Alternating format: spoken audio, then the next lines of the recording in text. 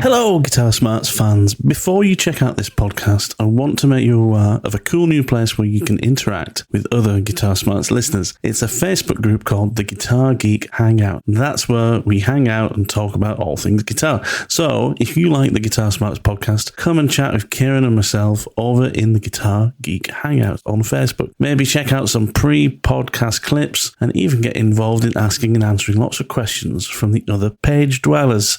Hope to see you there.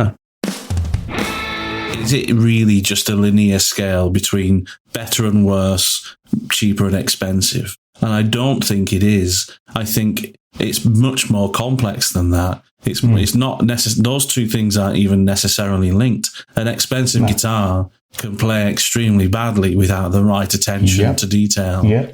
And an extremely cheap guitar can play beautifully and sound amazing just by chance that it's been put together in a really good way, and actually the cheap components that it has just sometimes happen to all work together perfectly, and you end up with something where you kind of just scratch your head and go, how is it possible for this instrument to feel and play this well? Greetings, welcome back to the Guitar Smarts podcast.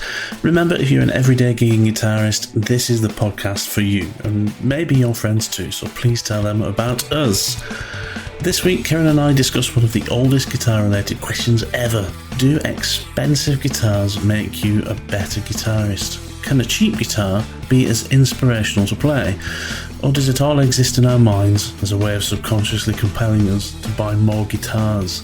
Come and let us know what you think over on the Guitar Geek Hangout. We'd love to hear what you think. Housekeeping. Remember to like and subscribe to this podcast on your preferred podcast app. That way you'll never miss a show.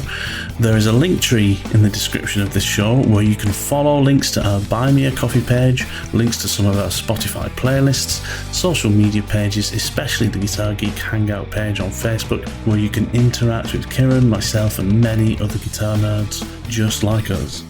If you really want to support us, use the links to leave us a rating or a review. This is the best way to support us, and it helps us to grow. And more importantly, it costs you nothing at all, but just a little bit of time. Have a great few weeks. Remember, if you've got any comments or requests or questions for the show, then you can reach out to us through our social media pages. That's about enough from me. Let's get to it.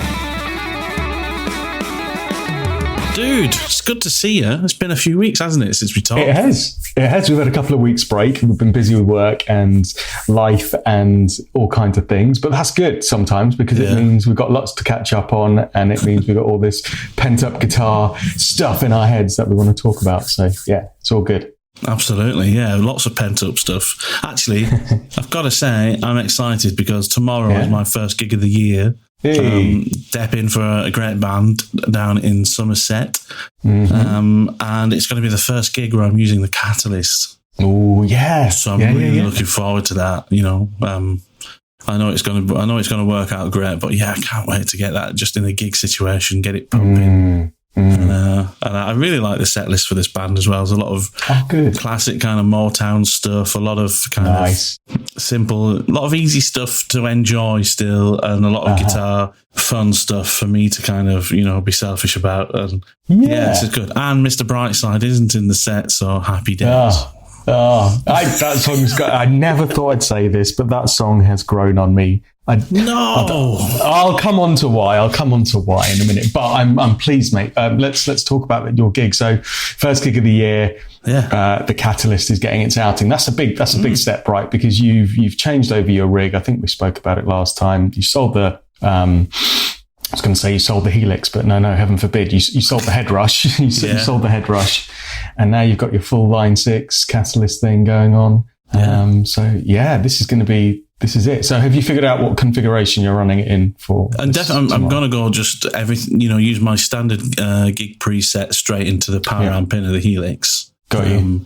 I'm not going to experiment yet with integrating any of the Catalyst features in, even though I know I can do that. And I kind of, pontificated about being able to do that when I was talking about talking about making that decision on a few podcasts ago, wasn't I? I was talking about all the different rig possibilities.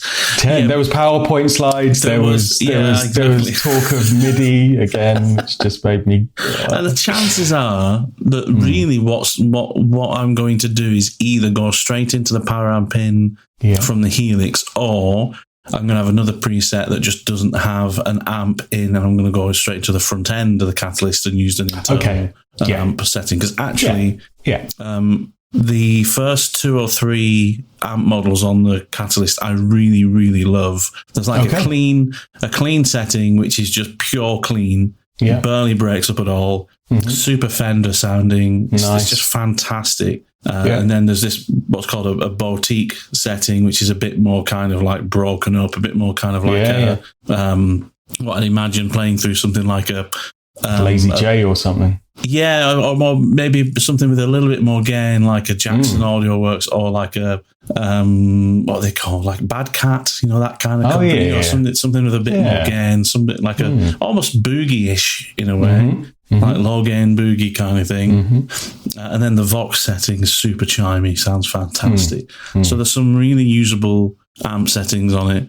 And it is proper loud. And the other good thing about it is it's got like half a watt setting, so I can, even though it's a 100 watt amp, I can set it down to half a watt and actually have it really usable as a practice amp, which is kind of cool.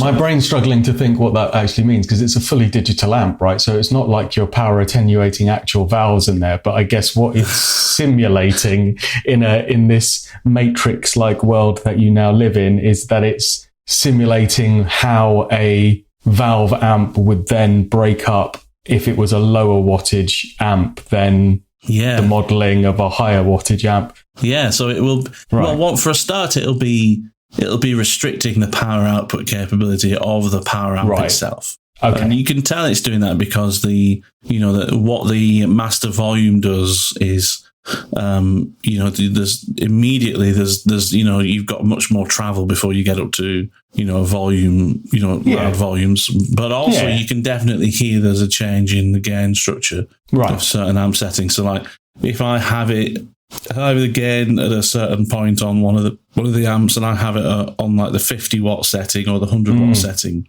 there's more gain to the sound when I then switch it down to the half watt setting. Yeah. Which, is kind of, I think that's what would happen on some amps when you adjust kind of I guess more happening in the preamp or something, or the power amp is therefore clipping sooner because it's got less headroom if you're giving it less headroom because you're giving it less voltage. I don't know. I'm on the edge of my electronic knowledge, Your electronic knowledge knows no bounds. I think the bit that's blowing my mind is like this is like a virtualization of something it's simulating a valve scenario, but it's not. It's purely digital. But the concept, I totally get. Because you get valve amps now, don't you? That's all the rage. No one goes out with 100 watt valve heads anymore. No, everyone goes out with like 40 watt, valve amps if they're still using valve amps, like me, the dinosaur that I am. And then if you're lucky, you've got some sort of attenuation on it where you can drop it down and use it at home. But no, mate, super excited for you. I think that's, to be honest, if it was me. Not me, but because you've got much more technical knowledge on these things, but I would keep it simple like that, which is basically straight into the power amp section. And then you've got all the wonderful simulation of cabs and all of that kind of stuff coming out of your Helix. And you just literally use it as a speaker, but one that's designed for guitar frequencies effectively. Yeah. Or you use it as a guitar amp, and you use your Helix as a pedal board, right? And it's just a fully digital version of what I do, which is all your pedals are on the Helix, and then it's going into a clean amp as your pedal platform, and the Catalyst simulates whatever amp clean that you want it to be. I think that's how my head would work. Doing that, Kieran, is because because of the absolute fantastic capabilities of the Helix, is I could have a different pedal board for every song if I wanted. Oh, Jesus. It's too much. It's too much. So you love that choice and options. And I did when I was a younger man. And it's maybe because your brain is more agile and plastic to learning than mine is. But as I get older, I want things to be simpler. Yeah. and not complicated. And I can appreciate that. And I just also, because of my OCD and kind of like perfectionist nature, I know that if I opened that Pandora's box to that number of options and possibilities and infinite kind of scenarios, my playing would suffer, because I would just forever be playing around with it. Yours won't. Because you've got discipline and structure and everything. But I just spend ages tweaking knobs. Whereas I know if I let myself, have that as an option, that it will detriment. So I keep it simple purely so that I can just focus on playing the guitar and get it to sound as good as it can to a certain point. And then beyond that, I know, well, there's nothing more I can tweak or fiddle with. So that's it. I'll just carry on. I'll just play now. Yeah, well, that's fair enough, dude. I mean, I for me, it's horses for courses. If I was back in a blues band, then let's say I have the rig I had now. If I was joining a blues band like we used to be in and just needed a really simple setup wise, I'd probably just replicate that really simple setup. Yeah, that would be cool, wouldn't it? Now. That would be so cool. Crazy. But, I also really like, there's some freedom in restriction, isn't there? Do you know what I mean? There's kind of like, if you give yourself kind of the challenge, and I think every guitarist should do this from time to time, is challenge yourself to go out and leave the pedal board at home for a gig, go out with just your amp, set up the lead tone you want, and use your volume control to get your clean sounds. Yeah, that's the ultimate in discipline, and just challenge yourself to cracking do it. On. Challenge yourself to do it. Get your clean sound, because I find all the best tones in a guitar are between a bit not when the volume's all the way up. No. It's kind of when you're choking the guitar back a little bit. Using the tone controls. And use your fingers to ring out the extra sustain and grit that you need rather than pressing a pedal. Yeah, for sure, man. I totally get that. There's something really cool about that. But for me, currently, all my gigs are dep gigs for bands that, I'm going from doing Johnny Be Good to Footloose and things like that. I need to have certain sounds. There needs to be certain things for it to work properly. Of course. And, so, I've got to have chorus here and there, and I've got to have a delay and stuff like that, and maybe a couple of presets. I've got to have a rock sound that sounds Marshall-y, and I've got to have a rock sound that sounds Fender-y, and, That's it. But you've got, you showed me your pedal board recently, didn't you? You sent me a picture of your pedal board. Yeah. You've got 6 gain stages on there, man. You need a switcher. You need to get yourself a little, preset. Well, we're gonna get a guest on the show. I think it's coming up in a future episode where we're hopefully going to explore switching a little bit more and all of that, because it's a little bit of a minefield. For me, I understand the principles of it, but I've just never built a pedal board with switching capabilities. But I know a man who has, and who is quite obsessive with it, and has got a beautiful pedal board. We'll get him on the show and see if he can convince me. But yes, to your point, I now have 6 gain stages, and completely kind of in contradiction to what we said is the absolute discipline, which is to just go out with like a guitar amp wound up and the control knobs on your guitar. But I am really happy with the pedal board that I have and the pedals selection that I've been using for the last kind of probably 12 months maybe coming on for. And up until recently, it was basically 5 gain stages. But what I would say is only ever maximum 3 of them will be active at any one point. 1, 2, 3. Yeah. Just checking in my head. Only 3 of them will ever be active at one stage. So I have separate pedals that give me exactly what you just described, which is I've got my Marshall in a box pedal for those kind of JCM 800 Silver Jubilee type rock tones that I need. That's one pedal. I've got another pedal which is more of my kind of I don't know what amp it would be like, but it's more like a kind of orange, as in the amp brand, kind of gritty, maybe slightly Mesa Boogie. It can go up to, but it's a different drive tone. Yeah, slightly less. It's quite a bit less saturated, but it's still creamy, and it's a great tone for stereophonics type numbers and things like that. Yeah. It's got that kind of drive to it. So, I know what you mean. It's quite hard to describe the orange sound because there's almost an edge of like, it's kind of like whenever I hear a sort of really nicely wound up and loud orange amp, there's always kind of part that goes, is there a fuzz pedal going on there? Yeah, like a low gain kind of fuzz thing. There's something really cool about that compression that an orange amp has. It's because it's a compression, bit crazy, isn't it? Compression. That's the word, mate. Thank you for that's exactly it. It's got this compression to it, which my Marshall in a box pedal doesn't have, and it's just a tighter drive, but not stupidly crazy. And that is coming from the pedal that you recommended to my good lady wife to buy for me for my birthday maybe a couple of years ago. That's the Way Huge STO. That's right. Which I'm loving. I'm absolutely loving with a humbucker bass guitar. It just is brilliant. So that's that pedal, and then I've got my Love Pedal Super 6 as my kind of better than a Tube Screamer Texas Dirt Stevie Ray Vaughan-esque pedal. So those are my three main gain pedals, right? Yeah. And invariably, only one of those will ever be active, right? As my main thing. Then what I will do is either side of that pedal, there'll be the option to kick on the clone, my now infamous Wish.com clone to kind of before one of those pedals, just to give it a little bit of a push. It's almost like an EQ, actually, isn't it? Exactly right, mate. Yeah, it's almost like an EQ. But sometimes I don't need it, so that one stays off. But if it's there, it can EQ it a little bit and push one of those depending on the song.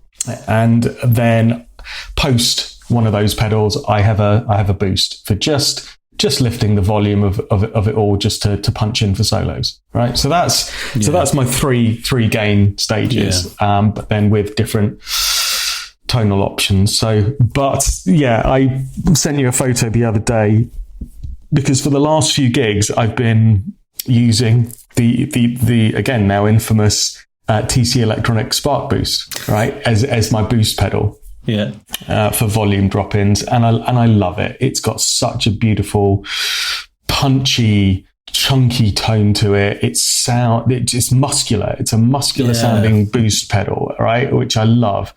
And so I've been using that, and it's got bags of headroom on it. And that, what they call that prime time function, I think we call it that momentary function, where it intuitively just pushes in and you can hold it there and have a momentary boost, like a drop in, right? And then you can release, or you can click it fully on. That function is genius. Why it's the only pedal on the market, to my knowledge, that has that function, God only knows. It is a game changer. Right? Yeah. It's a game changer.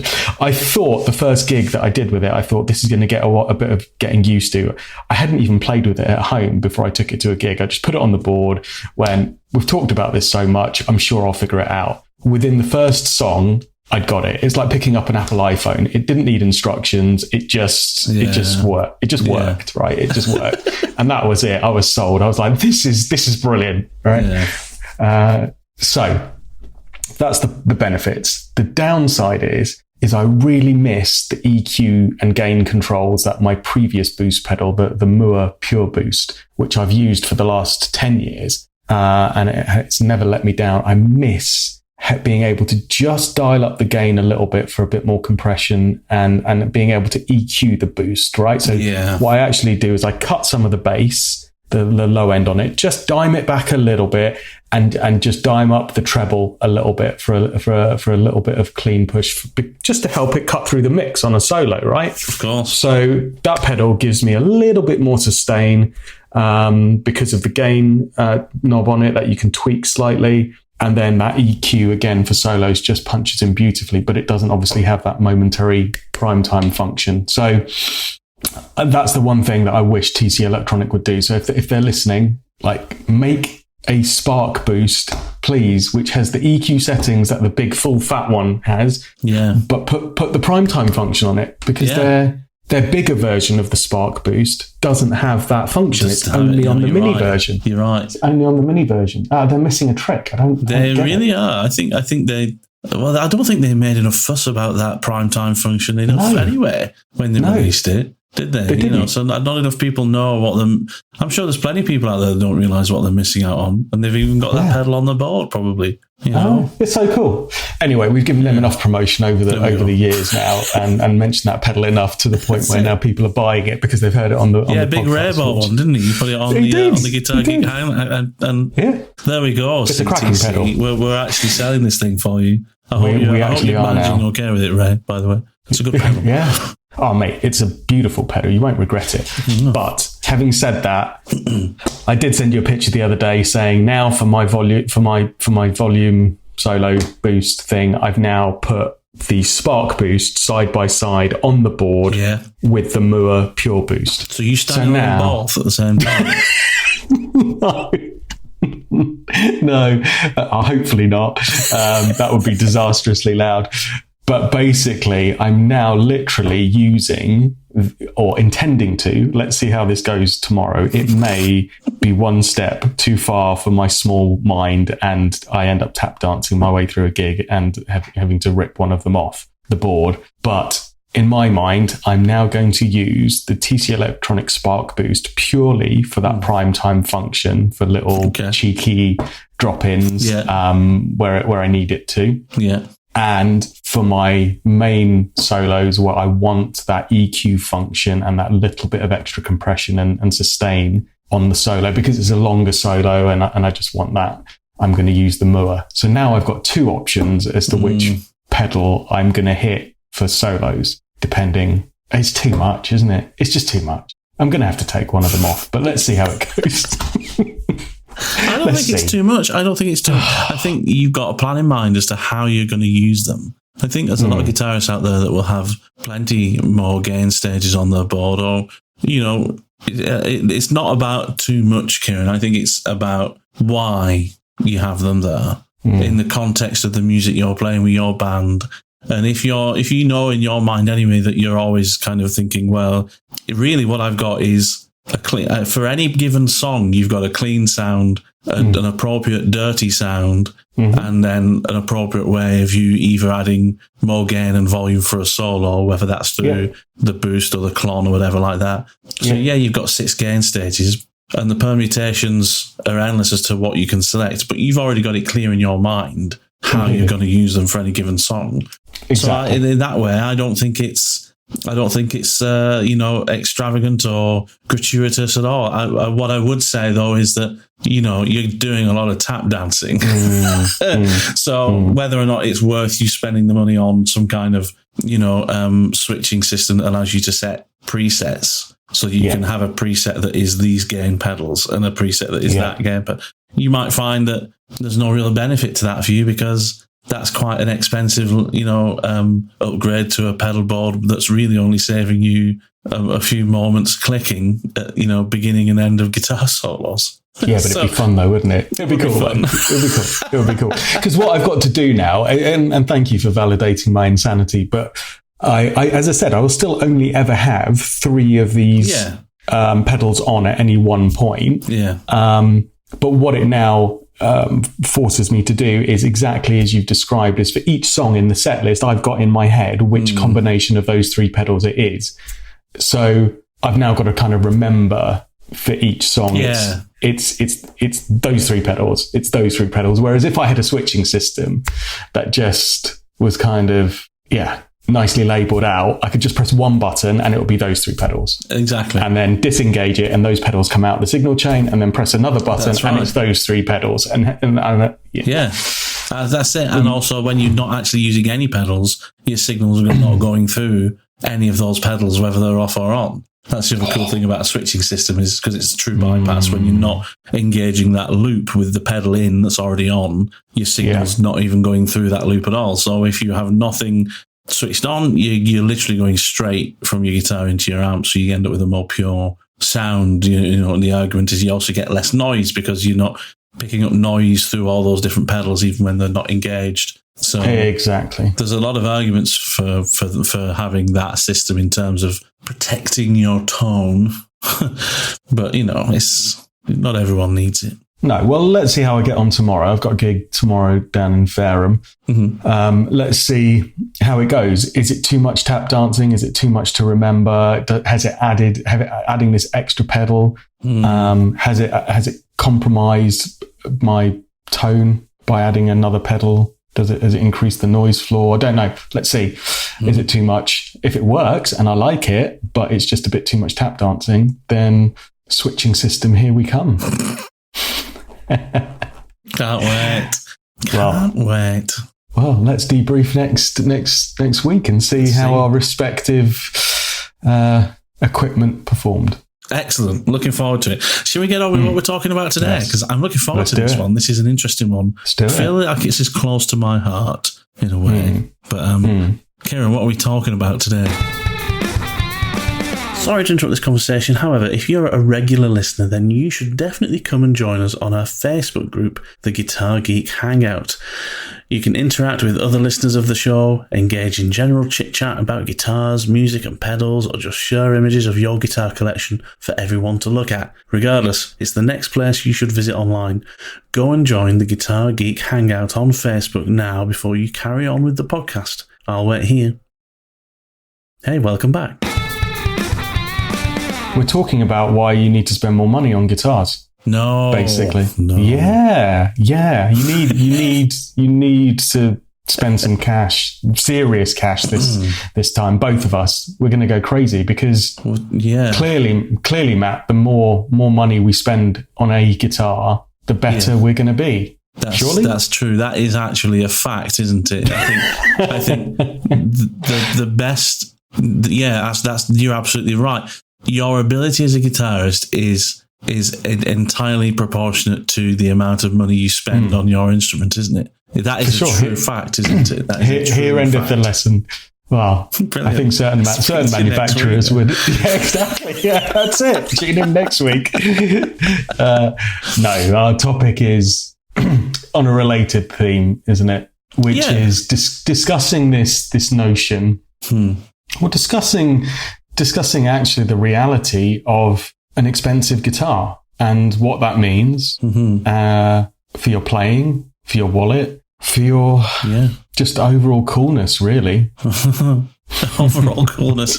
That is an important point. I think, for me, it's an interesting subject because I've never owned what I would consider to be an expensive guitar, and I think we've set some boundaries right as well. I think we've said to ourselves beforehand, and it'd be interesting to see what people agree with here. But we've kind of said an expensive guitar is what, £1,500 or above. You know, I don't know what we're looking at there for terms of US dollars. Let's, for argument's sake, say $1,500 as well. Sure. You know, so we're talking high-end Strat upwards, aren't we? You know, we're talking, well, anything from Gibson. Pretty much. A Gibson wallet, you know. Let's not get down that road too much today. Gibson bashing. But we're kind of talking about, you know, how does having an expensive instrument really affect your ability as a guitarist? Is it really worth having that kind of instrument in your life? And you know, what are you gaining when you spend that amount of money on a guitar? That's really what is lingering in my mind in terms of questions. But I know you're in a different position than I am, Kieran, because you do have kind of what I would consider experience in both ends of the market, because you are a fan of really good value guitars. I know you love gigging your Tokais, and you've got some others. You know, you've got some Epiphones, but you do also own some. You know, you've got a high end Fender, haven't you? A Fender, and you've got a couple of. You know, you got some nice Gibsons as well in your collection. So you know, you're coming from a position of experience. Some experience. I still think. Well, I tell you what, mate. Having had a look today. Because that's the first question, as you've rightly said, is like, what are we talking about when we're saying expensive? Now, it depends on obviously individual circumstances and financially what situation somebody's in, right? One man's $200 guitar could be expensive to somebody else or cheap to somebody else. So there's always that. But I guess I guess where I came at it from today was from what we talk about a lot on this podcast, which is the kind of jobbing guitarist, right? The kind of people like you and I who are, we're not super rich, we're not super poor, we're kind of doing okay in life, and we go out and we gig, and it's kind of like, well, how much do we want to spend on the guitar? What's reasonable? So in my head, just thinking about it, I thought, do you know what? Anything above like $5,000, $6,000, that for me goes into the realms of like wall art or, at worst vanity, maybe, or just the fact that, it's something that is an investment piece, or like you've won a piece of money or something like that. Won a piece of money, you inherited some money. That's like really expensive. And I don't think there's any real benefit beyond quality and playability and things. This is just super expensive guitars. But I think up to like $5,000, $6,000, pounds, whatever you want to call it. And going from around the bottom end, like to, as you said, 1,500, that kind of mid-range, that kind of range, I would say those are expensive instruments, and it's kind of worth us discussing. Is it worth it? What do they give? What do they give you? I think that's the key question, right? What is the difference between a good jobbing guitar, like what I've got behind me? That Mexican classic player Strat. That's a good guitar. That is a decent, that's a decent, well-spec guitar. It's got, I believe it's an older body. I don't think it's basswood or anything like that. It's still got a rosewood fretboard. It's still got a maple neck. It's still the classic configuration of tone woods that you would get. It had decent pickups on it. I've changed one of the pickups on it since, but specification-wise, it's still, on paper, reads very much the same way as you would read, a more expensive Strat. So what are the differences, right? So let's talk about what are you paying for when you pay that extra $1 for that compared to something like that Mexican Strat that I've got. And for me, surely some of it has got to be the hardware, obviously the pickups and stuff.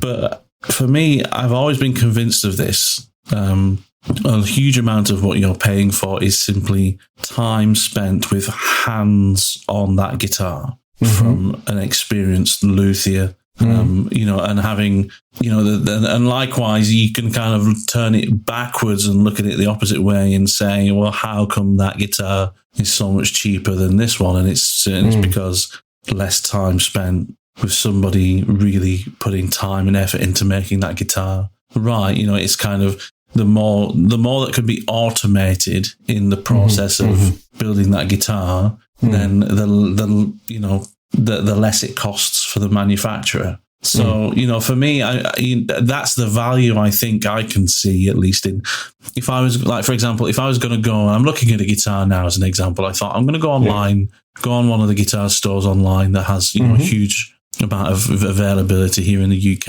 and just pick out something that is kind of, what I would consider the kind of instrument a pro gigging musician who's out there on big stages doing proper sessions and proper gigs would buy. And I've chosen a John Suhr Classic S, Yeah, nice. Somebody who wants a Strat and they want to get themselves an absolute premium Strat. And that's, that's over £3,000 worth of Strat, which I still find crazy in a way, because Strats were designed to be instruments that could be bolted together by people who have no idea how to build an instrument. It's not like a jazz box from, D'Angelico that might take months to make because you're carving wood down into extremely thin pieces of wood so that they vibrate perfectly. It's not like a Martin acoustic where you're shaving away small pieces of maple from the bracing inside so that it vibrates properly and evenly.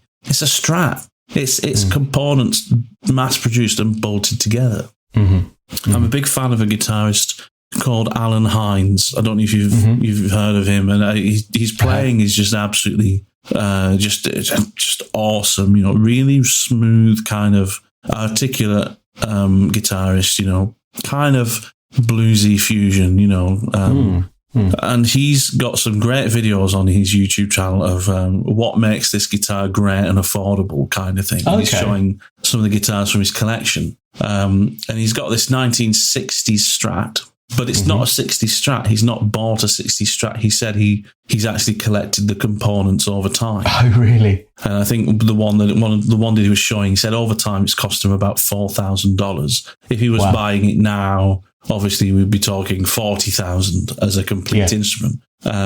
But he said it's no bother to him that he's built this guitar himself out of random components that he's found over a long period of time. Or components from the 60s that would have been on a 60s Strat. 60s, exactly. What a great idea. So I love that idea. He's dropped on a 60s body from somewhere for okay, I'll buy that for $1,000 or whatever, and then he's dropped onto like a 60s neck somewhere, and it's not like it's not like it's a complete instrument that came out of the workshop at any one point. But he said he made the argument. He said these guitars were designed to just be bolted together. So look at Clapton's Blackie. Well, there you go. That's one of the most expensive guitars ever sold. Nearly $1 million. Like $1 million. Yeah, you're right. $960,000, and that was a mashup of. I'm guessing it was a mashup of 60s Strat parts. They were 50s Strats, yeah. 50s, so there were 50 Strats. That's right. So he bought 6 in a shop in Nashville. I can't remember the name of the shop, but we've spoken about this before. Yeah, he gifted 3 of them. He gifted one to Steve Winwood, one to George Harrison, one to Pete Townsend, and then with the 3 he had left, he built Blackie out of the favourite parts that he liked, which pickup sounded the best, which neck felt the best, and so it was a mongrel of 3 1950 Strats. But he said because that was a time in the 70s when there was still you could still pick up an old Strat for $100. So he was at Showbud. That was it. Showbud Music in Nashville, I think was. And he said he went in the back and they had a rack of old 50 Strats, $100 each. He said he just grabbed them all because he was playing with Donnie Bramlett and Bonnie Bramlett at the time, and he was getting into Strats after coming off Gibsons because they were playing Strats. And he just went into the shop and just like, buy that. If you got a rack of 100 old, 6 old, Strats for $100 each, I'll just take them and. Gifted the ones he didn't want, built a Strat out of That's giving me a weird feeling of like, I don't know. But it goes to show that even back then, people understood what the Strat really was, which was this kind of simplification of the guitar. So then let's swing back around to what the hell we were talking about. So why is it that I have to spend £3,300 now on this John Suhr Strat? Well, so you mentioned time spent on the guitar, right? Yeah. By hands versus automation, and I do think you're right to a point. Particularly when you're talking about things that are coming out of custom shops and Murphy Labs and these premium luthiers for the big brands, right? Because clearly you're paying for their attention on a guitar, even something like a bolt-on Strat. I think there is a layer underneath that, which is similar, but probably even more fundamental, which is not so much about hands on the guitar and versus automation, but it is purely the difference in labor costs between countries. Right, that's probably one of the, in my mind, the biggest drivers. So if we think of the big 3 in this arena, Gibson, Fender, and PRS. And I know we speak a lot about those, but as we discussed on our review of best-selling guitars from the last few years, that episode we did a couple of weeks back, it's still those guys that are still selling in droves on those lists. And actually, when you look at the kind of price bracket that we're talking about for expensive guitars, it's those 3 brands that dominate. And it's because of the US labor costs associated with those brands coming out of those factories, right? You're paying for the labor costs difference between a guitar made by somebody in America in an American factory versus what could arguably be as skilled a luthier who could be spending as much time with their hands on the guitar potentially, but they are based in Korea or Vietnam. Now, I don't want to get into the morals and ethics and fairness of that or the economics of it, but I think that is probably one of the biggest drivers. So, you know, that's what you're bearing. And then there's a kudos and a prestige, again, rightly or wrongly, and we won't get into the to the nuances of that. And God knows we love and don't have any snobbery around where a guitar is made, but for some that's important. Or maybe they just want to support the workforce that has built it and say, you know, I want to support US kind of luthiers, so I'm going to buy US made guitars. Whatever, there is a difference in costs of where those guitars are made. That's the first thing, and then brand name, as we've just discussed, comes into it. So that's probably for me the one big differentiator. Then you get exactly, as you said, into, well, what's on the guitar, what hardware's on it, what tuners are on it, what pickups are on it, what tone woods is it made of, what's the finish on it, what's the aesthetics. I mean, good Lord, you know, that PRS private stock wood library where they go around. This is quite a more complex conversation than I thought we were going to have. You know, in the sense that as I'm thinking about it and thinking, do you know what, that price tag of that guitar I'm looking at right now, this Sir Classic S Antique Sonic Blue HSS Strat, you know, I'm looking at it and it's £3,299 here in the UK with this particular vendor. And I'm thinking, you know, that price tag there is a very complex kind of...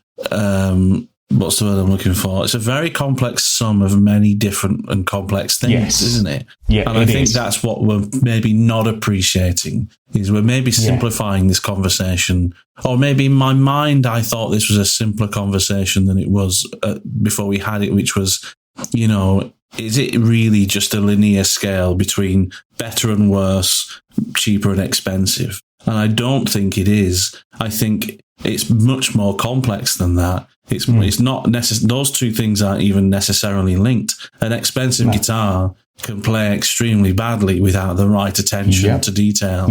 An extremely cheap guitar can play beautifully and sound amazing just by chance that it's been put together in a really good way, and actually the cheap components that it has just sometimes happen to all work together perfectly, and you end up with something where you kind of just scratch your head and go, how is it possible for this instrument to feel and play this well? There's so many different factors that play into why a guitar is good. And I think there is a generalization. Sorry to interrupt, but I think your generalization is correct in that at the two ends of those spectrums, you should, as a general rule, expect a more expensive premium guitar costing thousands and thousands of pounds, dollars, to play better and feel better and sound better than a cheaper made instrument should do, because of the component parts, how much time has been spent on it,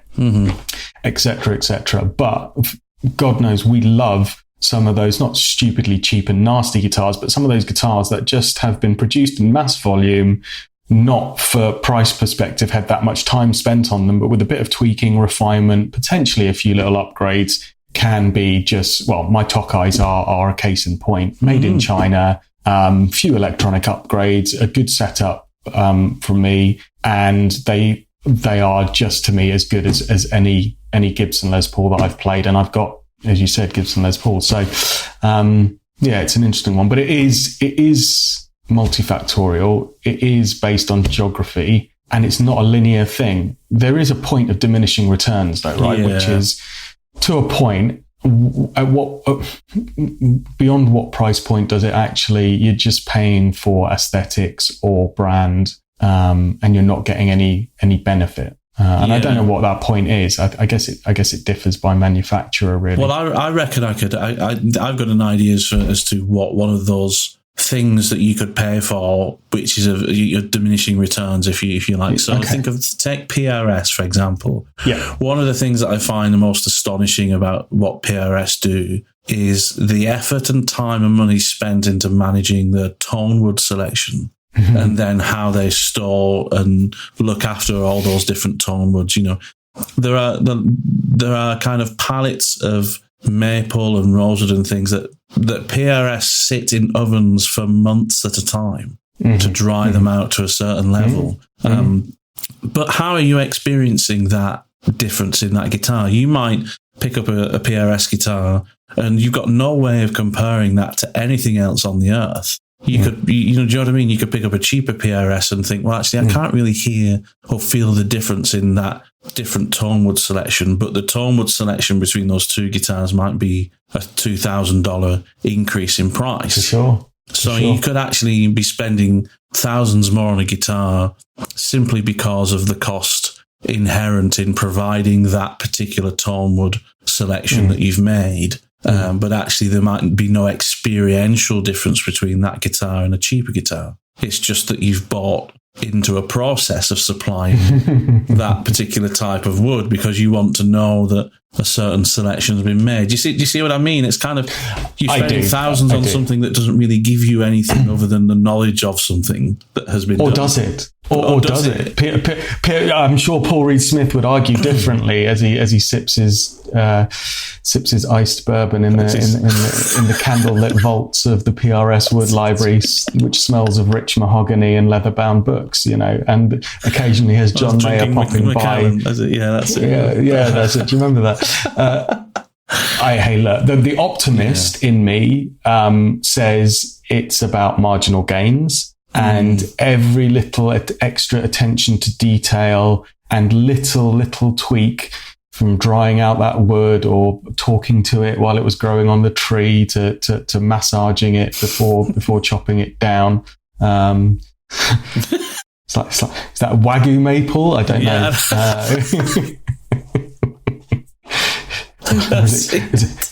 This guitar is made of gently treated Wagyu maple. That's it. The marbling of the fat is fantastic. It's finished in Kobe nitrocellulose. I don't know where I'm going with this. No, is it marginal gains? Gains, right? Where each little element actually creates something that is just that extra bit special when you put all of those different things together, the hand wound pickups, all of these bits. Or is it, from my cynical brain and pessimistic viewpoint, is it all just marketing bullshit? And really, there is no such thing as tone woods when it comes to an electric guitar, because you cover the whole thing in polyurethane varnish, and all that really matters is what your string is made of and what your pickups are doing. Everything else is just either there for ease of playability or aesthetics or to charge a higher price because it's just nonsense. Probably somewhere in the middle, and that's why we will forever have guitar acquisition syndrome and a quest for this kind of stuff. But I think it is, to your point, multifactorial. Do you want to see something cool? Yeah, I do. I found a guitar that I thought of. I thought of me. I was like, oh yeah, I'd definitely buy that. But then I thought of you. So have a click in the chat on link number 3. I didn't know these existed. Number 3. But I was just like, oh, hello, expensive guitar that I would. Me. Yeah. So we're looking at. Let's tell the people what we're looking at here, so that I can make sure I'm looking at the right thing. So as I often do, I covet things that I shouldn't. But I was looking at these expensive, in inverted comma, guitars within the range that we're talking about, as like, how much would I spend on a guitar that I would take out every weekend and gig, but I would know it's a really expensive guitar, but I'd still gig it rather than it being a piece of wall art. And I found this, and it goes back to what you were saying earlier about a bolt-on Fender Strat, effectively, but being really expensive, right? So this is the Fender Custom Shop Elite Stratocaster in your, and I think my favorite finish, pewter, with a mid boost. So it's got your Clapton circuitry, but it's got double A flame roasted maple fingerboard. It's a beautiful guitar. Basically £4,000, but that's just delicious. It's stunning. It's I don't know. It really is absolutely beautiful. That looks cool. So then you click on something like that, right? And then you start to justify why that expensive guitar is just going to make your dreams come true. Flame roasted maple neck's going to sound brilliant. All those appointments on it. Fender custom shop. Yeah. It's a lot of guitar. I think this is I think the Fender custom shop for me. And maybe we can say the same thing about, the Murphy Lab and Gibson custom shop as well. I think these are the places where you really get to see and understand why these guitars that they produce at the price they produce them feel and probably look so much better than non-custom shop guitars, because these custom shops tend to be a small team of people who are dedicated to kind of not just building a range of guitars. We're not talking about somebody whose job it is to, hey, I'm on the production line and I do the setup and I do the fret leveling of all the guitars that come through.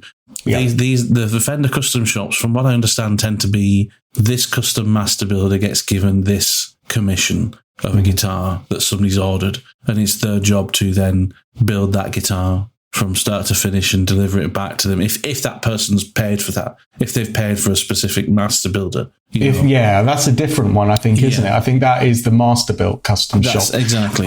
I don't know how many hands have touched this one, arguably more than the master built, but still, I'd like to think this guitar is set up to perfection, plays beautifully, is just had that attention to detail in assembling exactly what you said, those component parts, to make it just one of the best Strats you've ever played and heard and looked at. For example, installing the pickups on this guitar on a cheaper Strat, that would have been somebody with a stack of pickups next to them, and the guitars come through, and they would have put it in the scratch plate, built the scratch plate, wired everything up quickly, soldered, screwed it all into place, and then it goes on to its next thing. Whereas I'd imagine for a custom shop, that guy, whoever's building this instrument, that person is probably very carefully selecting the components, measuring resistances and making sure that everything fits within a certain tolerance, and then getting the covers and making sure that the color of the plastic is, do you know what I mean? The time spent, the equivalent time spent completing the pick guard on that cheaper instrument is probably spent just like looking at one very small detail on this. And I think that's the thing. Like you say, it's labor, isn't it? So if you take into account the cost for Fender to pay somebody to build a custom shop guitar, you've got to pay for that time spent on it. And that's where I see, and then you feel that, you will feel that in your playing experience. I do think you feel that. I tell you why. Here's a quick example why I'm learning now that it's the time spent looking at the details by a good technician that makes a guitar great to play, is because I've just done this thing myself after your 3 episodes talking about how to set up. Just 2 nights ago, I had the neck off my Strat. I'd taken the strings off, and I thought, do you know what? I'm going to take the neck off completely. I checked the relief. I thought, I've got room for maybe a quarter turn, less relief on this to bring the action down. Do you know what I'm going to do? I'm going to take the neck off. I'm going to lemon oil it. I'm going to fret polish every fret, get it shining. I'm going to very carefully, whilst like listening to something, just like lubricated the nut slots perfectly and lubricated everything. I polished everything, got all the dust off of everything, and just spent a good hour and a half whilst watching a movie, just getting the Strat as perfect as I could, got the string radius, got the action as low as it could. It's now got an action lower than it's ever had, and it's not buzzing out anywhere, even though it still kind of needs a fret dress. And now it feels like twice the guitar it was even after I did that job the last time. For sure. Because of just time spent working on the details, right? It's not about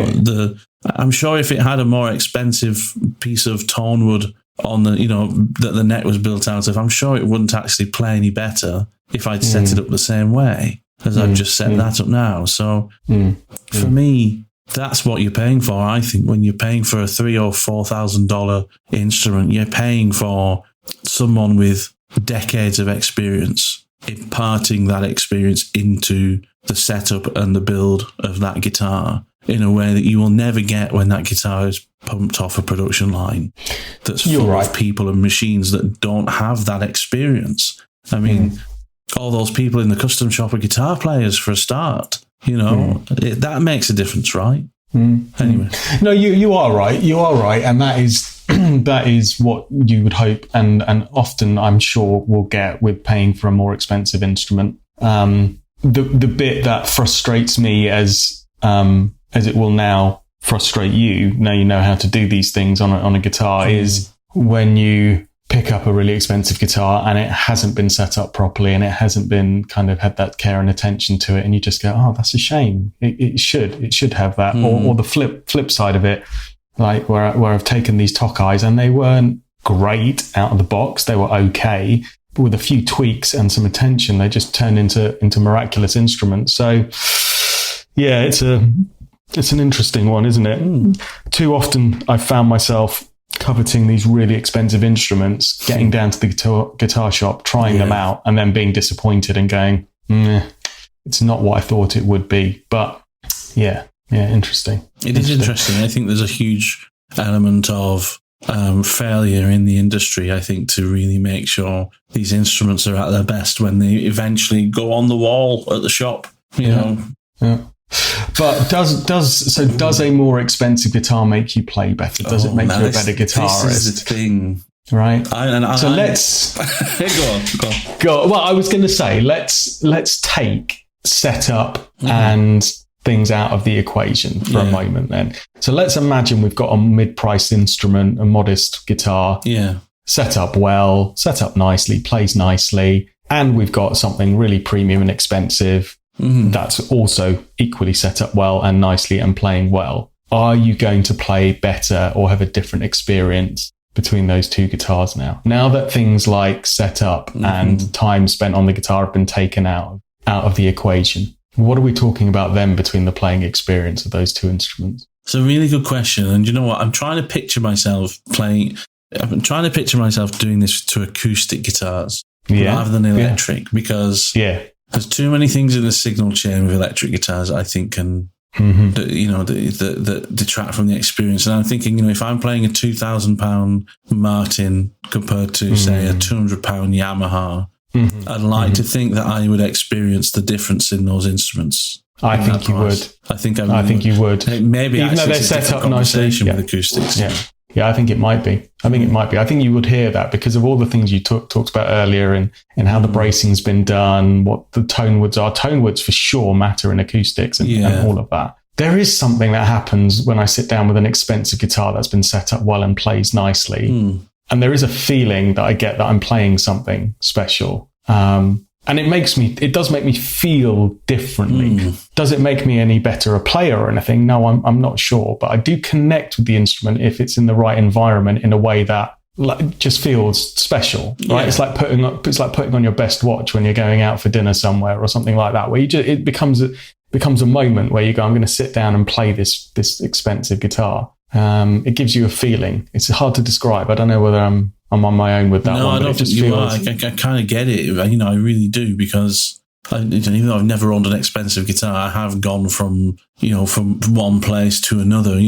I've made what's felt like a significant jump in quality, and it does feel different. It is inspiring. I think I wouldn't say, for me, I don't think having a more expensive guitar helps to, or indeed makes you a better guitarist. But I think if that guitar in some way, I think more expensive guitars do offer more opportunity for you to connect with your instrument in a positive way, because they're made better, or you could argue they're made better with better materials. And I think there's less opportunity for you to become frustrated with your instrument if it's a more expensive instrument, maybe. And that, therefore, I think leads to you having a better experience when you're playing. I think if everything is out of the way when you're playing your guitar, whether it's the setup, the sound, frustrations with your sound, if all that stuff that gets in the way of your playing is out of the way, you're going to feel like you're playing better, and you're going to feel like you've got less in the way of your playing. And I think maybe there is a better chance of that with more expensive instruments. But that's where it stops for me, because if I'm sat next to Guthrie Govan and we swap guitars, there's no way he's going to sound any worse than he did on that $3,000 Charvel, signature instrument that he's got. And there's no way that I'm suddenly going to be able to sweep pick and, you know what I mean, and play it on his instrument. They're not, I don't think it's analogous that you're better or worse with more expensive. That's to do with time spent playing more than anything else. But that's my feeling about it. Yeah. Yeah, no, I agree. I have the same feeling. Like, set your guitar up, whatever your guitar is, to the absolute best that it can be set up, and spend time practicing, and that's going to make you a better player. If you've got the budget to spend more money on a guitar, spend it.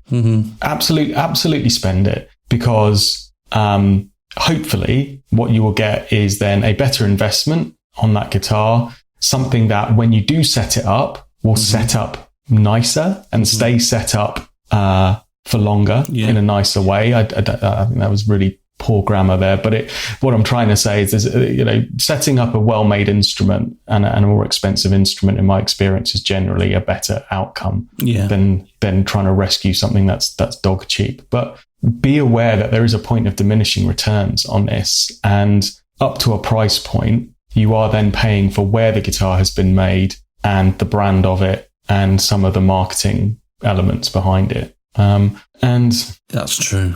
Yeah. There's the other mistake that I've made, definitely, but that's just more out of financial circumstances over the years and what happens as you get older. But, is it better to have lots of cheap guitars or one or two really expensive guitars, right? Cumulatively, how much have I spent on cheap, crappy guitars that I've then had to set up, upgrade parts on, change this, change that. Yeah. Whereas actually, if I'd have just spent the money on less guitars, but better, more expensive ones, I'd have got arguably some nicer guitars at the end of it and still spent the same amount of money. So there's that interesting conundrum as well, which is what I'm saying. If you've got some money, set a budget and spend up to that and enjoy it. But I don't think there's anything wrong with buying expensive guitars, is what I think I'm saying. I don't think there's anything wrong with buying expensive guitars. But you know what? I'm going to finish on one little tip, which I think is the middle ground. We've not talked about the middle ground, right? And I think there's something to be learned from the marketplace today, because there are some manufacturers out there that sit in the middle, I think, between what you would consider inexpensive and expensive. Some that are doing things really well, and actually they're doing things in a way not dissimilar to how those expensive brands do things. And you can just pay a fraction of the price. And one of those brands, I think, is Eastman. So, they make a lot of really nice looking kind of Gibson derivative designs, not quite 335 shape, not quite a Les Paul shape, but they make some beautiful instruments all between kind of $1,000 and $2,000, But they're made out of China. And a lot of people go, well, why would I want a Chinese instrument? Well, actually, what Eastman have done is they've set up the equivalent of kind of like a custom shop in China. So their instruments are built by a small team of people, and most parts of what they build are handmade and hand finished. And I've tried an Eastman out before over at Guitar Village in the UK, and it was built to perfection. In the end, I chose, instead of buying an Eastman, to buy two cheaper guitars because I wanted... I wanted the guitars that I wanted. I knew I had my heart set on anyway, but I wanted to try the Eastman. And I was blown away by the quality of it. But the point is that that's a brand that is building guitars out in the Far East where labour is cheaper, but they're still using a lot of time and a lot of expertise and a lot of people who really know what they're doing to spend time on their instruments. So if we're talking about a brand, if we're talking about the quality of instruments being directly proportional to how much time spent on them by an expert during their build process, rather than just having automated, things going from one place to another to just, build things step by step. Find those brands like Eastman that are still trying to do things in a qualitative way in a place in the world where, it costs less to do that. That's why I love Japanese guitars. Yes, I think the Japanese made guitars for me represent that sweet point. I've seen so many of them now that I just think this is an incredible instrument that's finished well, set up well. You can tell that the hands that have been on it have cared and given the attention to detail. But invariably, they sell for cheaper because they're not made in America. Don't get me wrong, love American built guitars. I've got plenty of them. But thinking of brands like the Japanese made Tokai stuff, the stuff coming out of the Fujigen, Bacchus kind of factories, they're just incredibly made instruments. Dare I say it, Kieran? But are Japanese instruments experiencing a bit of a resurgence of late? Oh, I seem to hear and a lot more about them recently. Whether that's just because the algorithms are working and Google is always listening to me, and therefore it appears on my social media page more often and things like that. I'm not sure, but I'm starting to see them becoming more readily available in this country. That which is a sign of something. Oftentimes, some of these instruments didn't really leave Japan and were made for the domestic market. So they're quite difficult to get hold of in this country particularly. But I'm not sure that's the same if you live in Australia or places like that where you've got more ready access to Far East instruments. But I think there's an appreciation that people have always had for Japanese made instruments. It's just whether you can get hold of them or not in the country that you live in, which is not as easy to do in the UK. And they sit in that bracket, which is they're more expensive to make and the labor costs are higher than places like Korea and Vietnam and Indonesia, where we see some of the budget instruments coming out of. Good instruments, but budget. And they don't sit as high as the American costs. So I think for me, there's a lot of Japanese instruments that hit that sweet spot. Well, I mentioned it because I know that recently, I just put a link in the chat, Andertons here in the UK announced that they started stocking FGN, the Fujigen guitars. So the entire range of FGN guitars is now available at Andertons, and I'm sure others. I think there's some other retailers do, but there's a whole range of very nice looking kind of Fender derivative models from FGN, and I've seen some reviews online. One of the guys that I like to look at online, John Cordy, who does a lot of modelling stuff with like Helix and Fractal, but also does a lot of guitar reviews. He recently did a review of one of the FGN and just said it was probably the best guitar for the money he's ever played for the amount of money that it cost equivalent. Other guitars at that price range, probably didn't come close, and he's tried a lot of them. Speaks for itself. Well, do you remember I tried some of these guitars out a couple of years ago? Do you remember the distributor at the time, one of the only distributors in the UK for Bacchus and it was FGN, literally around the corner from you, isn't it? Yeah. He lived in the same village, and I went around. He kindly invited me around to his house to try out some of these guitars, and I fell in love with them. Yeah. I thought they were just absolutely superb. Bacchus, FGN instruments, Japanese made instruments. I was just like, wow, they're incredible. Absolutely superb. Not cheap, but not stupidly expensive, but had that perfect sweet spot. And it's going to be disastrous on my wallet to know that Andertons are now stocking them as well. That sounds like a day trip, doesn't it? It does sound like a day trip. They've got some nice looking instruments. Yeah. Oh well. Well, there we go. I bet they're spiked beautifully. They will be. Well, I think we've.